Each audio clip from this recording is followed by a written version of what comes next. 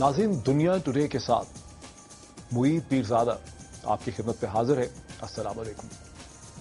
नाज़रीन, मुद्दतों पहले मिर्जा गालिब ने कहा था, थी खबर गरम कि गालिब के उड़ेंगे पुर्जे, देखने हम भी गए थे कि तमाशा ना हुआ। आज पाकिस्तान के वजीर कानून बाबर एवान साहब सुप्रीम कोर्ट के सामने पेश हुए, ये समझाने के लिए, हुकूमत का मौक़िफ़ एक्सप्लेन करने के लिए, बताने के लिए कि एनआरओ की डिटेल जजमेंट पे मुकम्मल तौर पे अमल दरामद क्यों ना हो सका। बाबर एवान साहब के दोस्तों ने यह खबर उड़ा रखी थी कि बाबर एवान साहब एक धाड़ते हुए शेर की तरह अदालत उज़्मा में नमूदार होंगे, और उसका इमेज कुछ इस तरह से बनता है।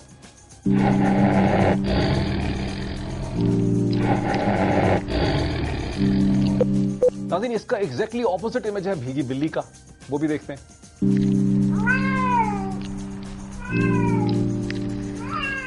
हम ये नहीं कह रहे कि बाबर एवान साहब भीगी बिल्ली के तौर पे अदालत उज़्मा में नमूदार हुए, क्योंकि बाबर एवान साहब वहां पे गए मैट्रिक्स रीलोडेड के हीरो की तरह, काली ऐनकें, स्याह चश्मे लगा के।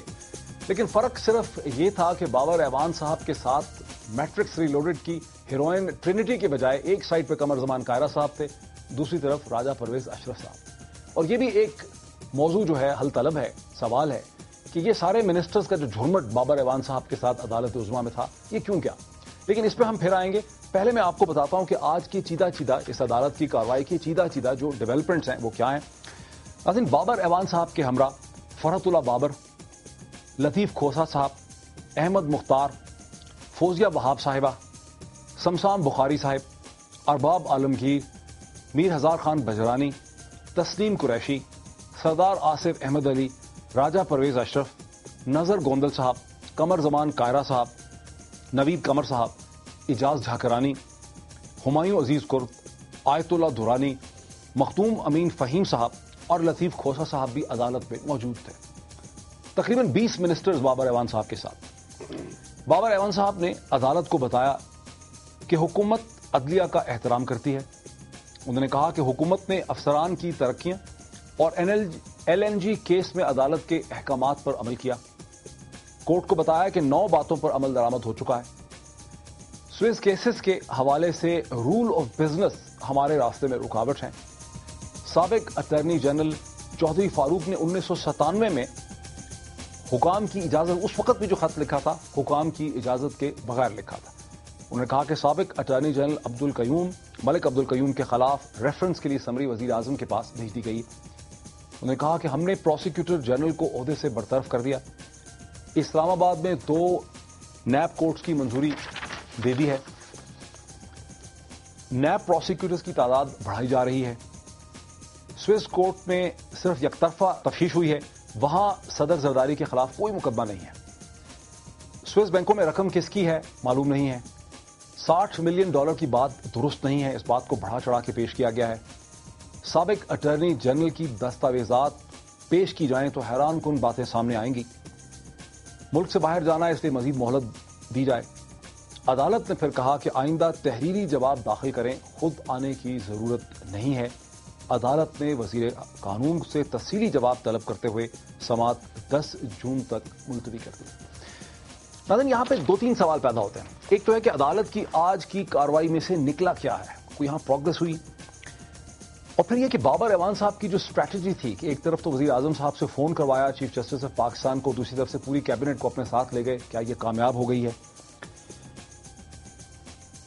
या फिर यह कि अदालत ने महज हुकूमत की रस्सी को लंबा कर दिया है। इन बुनियादी सवालों के साथ, इन इश्यूज के साथ मेरे साथ स्टूडियोज में तशरीफ रखते हैं सेनेटर फैसल रजा आबदी साहब, political secretary to the president of Pakistan Asif Ali Zardari, और उनके साथ ही फैसल रजा आबदी साहब के साथ ही नाज़रीन तशरीफ रखते हैं हारून रशीद साहब, पाकिस्तान के मुमताज़ तज्ज़ियानगार और कॉलमिस्ट, जंग अखबार से ताल्लुक़ है।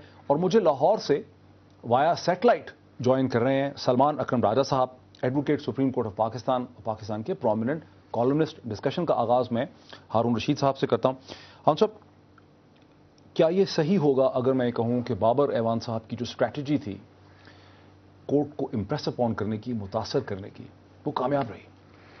نہیں کامیاب اس میں کیا رہی ہے متاثر کرنے کی، انہوں نے وقت حاصل کرنے کا البتہ انہوں نے آخری وقت پہ فیصلہ کیا سوچ سمجھ کے، اور اس حد تک وہ کامیاب رہے. اب جو وقت حاصل وہ کرتے ہیں اس میں وہ کیا کریں گے اس پہ ڈیپینڈ کرتا ہے. آخر دیکھیے یہ 10-15 دن تو گزر ہی جائیں گے، اور ملک کے لیے یہ اچھا نہیں ہے، بے یقینی کی نہیں ہم صورتحال سب، لیکن رہے گی. حکومت کی اسٹریٹجی شروع سے یہی ہے کہ وقت حاصل کیا جائے، چیزوں کو وہ وقت لٹکایا جائے. لامحدود نہیں ہوتا نا، آپ جانتے ہیں کسی بھی چیز میں وقت لامحدود تو نہیں ہوتا. آخر آپ کو چیزوں کو فیس تو کرنا ہوتا ہے. انگریزی میں کہا جاتا ہے فیس اٹ. دانا لوگ جو ہیں وہ چیزوں کو فیس کرتے ہیں، مسئلے کا کوئی حل تلاش کرتے ہیں. آج جو موقف انہوں نے پیش کیا وہ عجیب و غریب ہے. اگر ان کے پیسے ہی نہیں ہیں اور ان کے خلاف مقدمہ ہی نہیں ہے، یہی آپ نے مجھے بتایا کہ مقدمہ ہی نہیں ہے، تو وہاں جائیں. سوئٹزرلینڈ کی عدالت ہے، کیا کرے گی وہ؟ یعنی کہ وہ جسٹس چودھری افتخار کے انفلوئنس میں ہے، یا نواز شریف کے انفلوئنس میں ہے، یا کسی اور ان کے مخالف کے انفلوئنس میں ہے؟ تو جان چھڑائیں اسے، لیکن اپنے ہارون قصہ صاحب دیکھیں ختم نا، کریں. دیکھیں اگر ایک پورا تاثر تھا، دوسری طرف سے دو تھی نا رائے. ایک تو یہ تھی کہ بابر اعوان صاحب کورٹ میں جا کے بہت وہاں پہ کوئی بڑا مطلب گنگو قسم کا ایکٹ کریں گے، بڑا کوئی مطلب شیر بن جائیں گے، کوئی بڑا دلیرانہ ایکٹ کریں گے. اور دوسرا یہ تھا کہ بابر اعوان صاحب جو ہیں وہ ان کے خلاف ہو سکتا ہے کنٹیمپٹ ہو جائے، بابر اعوان صاحب جو ہیں ان کو کورٹ سیدھا کر دے گی. ایسا کچھ بھی نہیں ہوا، اور ایسا لگتا ہے کہ بابر اعوان صاحب کی جو اسٹریٹجی تھی کہ پورے 20 منسٹرز کو اپنے ساتھ لے گئے، پوری در حقیقت بابر اعوان صاحب نے یہ ثابت کیا کہ پوری پاکستان کی وفاقی کابینہ جو ہے اور پرائم منسٹر آف پاکستان ان کے ساتھ کھڑے. نہیں اور ان it کے has ساتھ paid. کیا کرا، انہوں نے تھوڑی فیصلہ کیا بابر اعوان صاحب نے، یہ تو صدر زرداری نے فیصلہ کیا ہے. اور یہ پہلے سے مخدوم امین فہیم کہہ چکے ہیں، اس میں بابر اعوان کی اسٹریٹجی کہاں سے آ گئی؟ البتہ یہ ہے کہ اگر وہ وہاں جا کے دھاڑتے اور عدالت اس کے جواب میں تحمل کا رویہ اختیار کرتی تو ان کا تاثر خراب ہوتا. انہوں نے ٹھیک کیا ہے. یہ ایک چیز، بات چیزیں پبلک کنزپشن کی. اچھا ذرا مجھے لاہور چلنے دیں سلمان اکرم ڈارا صاحب کے ساتھ. سلمان صاحب آپ اسے کیسے دیکھتے ہیں؟ بابر اعوان صاحب کی جو اسٹریٹجی تھی آج کورٹ میں پریزنٹ ہونے کے لیے، کورٹ کو کال ڈاؤن کرنے کی، وہ کامیاب رہی ہے؟ نہیں یہ میں نہیں کہوں گا. دیکھیں جا کے انہوں نے اگر وقت مانگا ہے اور ساتھ وہ تمام کابینہ کو لے گئے ہیں تو ایک علامتی اس میں عنصر ہو سکتا ہے. ہم یہ کہتے ہیں آئینی طور پہ کہ تمام جو فیصلے ہوتے ہیں کسی بھی وزیر کے، ان کی ذمہ دار مجموعی طور پر کابینہ ہوتی ہے. کلیکٹیو رسپانسبلٹی کا ایک کانسیپٹ ہے.